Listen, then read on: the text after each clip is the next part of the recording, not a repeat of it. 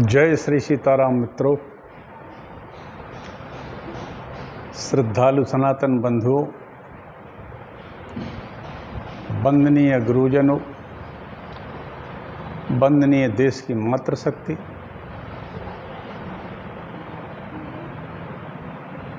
वंदनीय भक्तजन, आप सभी को टीकमगढ़ मध्य प्रदेश से मेरा प्रणाम। मैं डॉक्टर राजेंद्र मिश्रा, रिटायर्ड चिकित्सा अधिकारी हूँ। विष्णु पुराण की कथा कह रहा हूँ।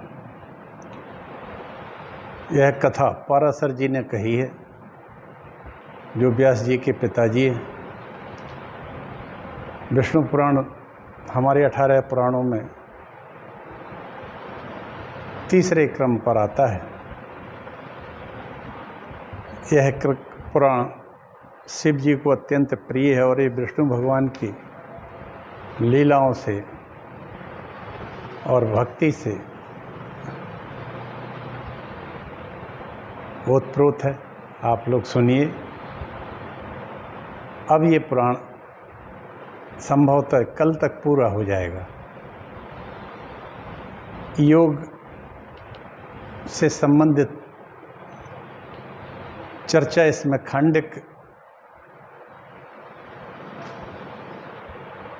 और केसी ध्वज नाम के दोनों भाइयों के बीच में चलती है, जो मैं कह रहा हूँ। मेरा एक चैनल है, नाम है हरि बोल डॉक्टर राजेंद्र मिश्रा। इसकी साइट पर जाकर आप सभी वीडियो देख सकते हैं। एक छोटा सा मंगलाचरण करते हैं, इसके बाद पुराण की कथा कहते हैं। नमोस्तु रामाय सा लक्ष्मणाय देव्यै च तस्यै जनकात्मजाय। नमोस्तु रुद्रेन्द्रियमानिलेभ्यो नमोस्तु चंद्राग्नि मरुद्गणेभ्यः। अखंडमंडलाकारं व्याप्तमेन चराचरं तत्पदं दर्शितमेन तस्मै श्रीगुरवे नमः। वक्रतुंड महाकाय सूर्यकोटि समप्रभा निर्विघ्नं कुरु मे देव सर्वकार्येषु सर्वदा। भवानी शंकरौ वंदे श्रद्धा विश्वास रूपिणौ। याभ्यां विना न पश्यन्ति सिद्धा स्वान्ता स्मरीश्वरम्। नारायणं नमस्कृत्य नरं चैव नरोत्तमं देवीं सरस्वतीं व्यासं ततो जयमुदीरयेत्। भक्त भक्ति भगवंत गुरु चतुर्नाम बपु एक। तिनके पद बंधन करो ना सद्विघ्न अनेक। अयोध्या मथुरा माया काशी कांची अवंतिका। पुरी द्वारावती गेया सप्तहिता मोक्षदायका। ये 7 पुरियाँ मोक्ष देने वाली हैं।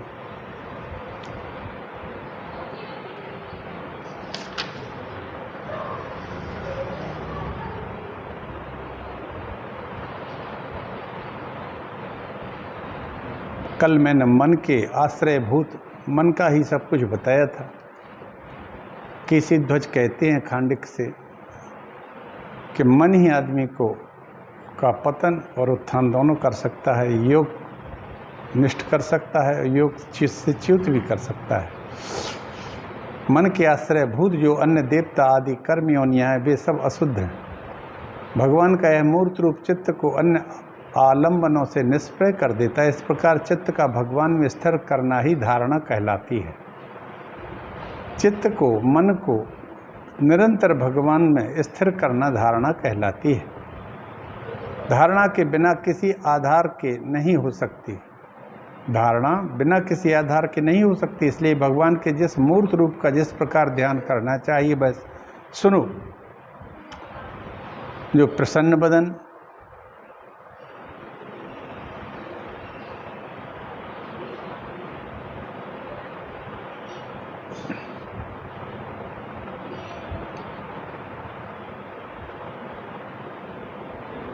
समकर्णान्त विन्यस्त चारु कुंडलभूषणं।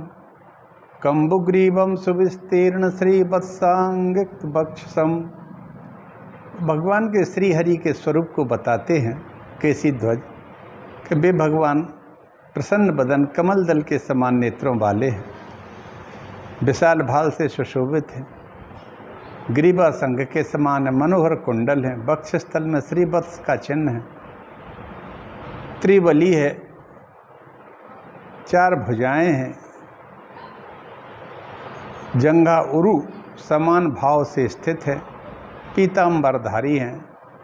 ब्रह्म स्वरूप भगवान विष्णु का चिंतन इस तरह करना चाहिए।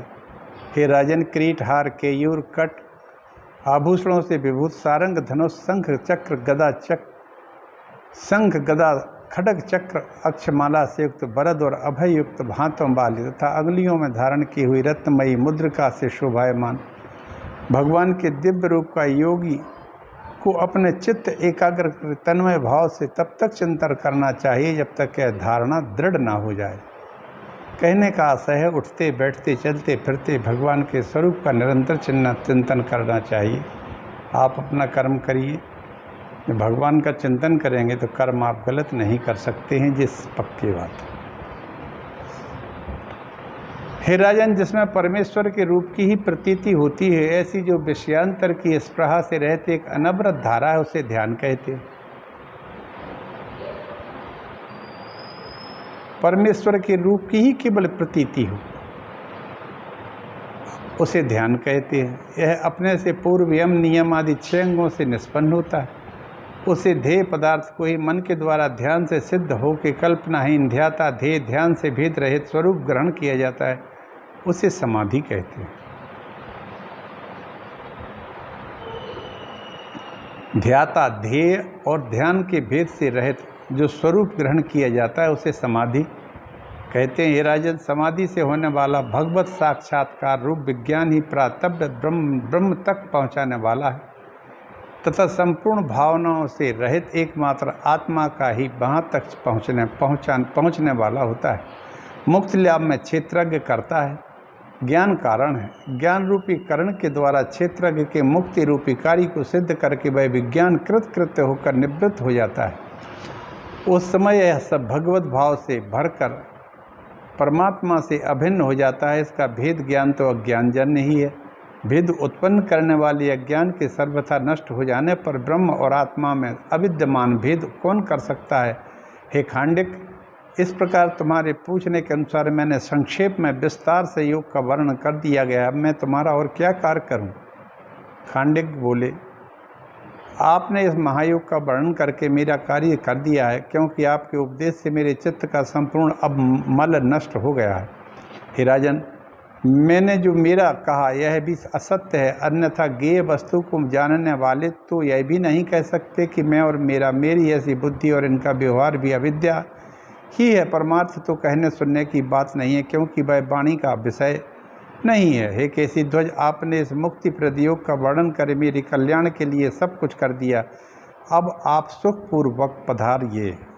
पाराशर जी कहते हैं, ब्राह्मण तदनंतर खांडिक से यथोचित पूजित हो राजा केसी ध्वज अपने नगर में चले आए और खांडिक भी अपने पुत्र को राज्य दे गोविंद में चित्त लगाकर योग सिद्ध करने के लिए निर्जन वन में चले गए। वहाँ यम आदि गुणों से युक्त होकर एकाग्र चित्त ध्यान करते हुए राजा खांडिक विष्णु नामक निर्मल ब्रह्म में लीन हो गए। किंतु केसी ध्वज विदेह मुक्ति के लिए अपने कर्मों को क्षय करते हुए समस्त विषय भोगते रहे। उन्होंने फल की इच्छा न करके अनेकों शुभ कर्म किए। हे द्विज, इस प्रकार अनेकों कल्याणप्रद भोगों को भोगते हुए उन्होंने पाप और मल प्रारब्ध का क्षय हो जाने पर तापत्रय तीनों तापों को दूर करने वाली आत्यंतिक सिद्धि प्राप्त कर ली। यही केसध्वज जनक के कुल के राजा थे और आज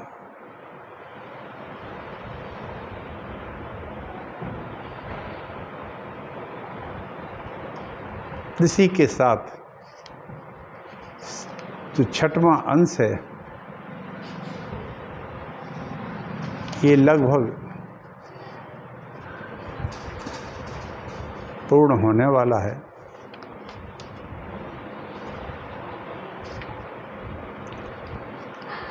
कल हम इसका अंतिम अध्याय 8वां अध्याय करेंगे और इसी के साथ महाविष्णु पुराण पूर्ण हो जाएगा। आज यहीं तक की कथा कही।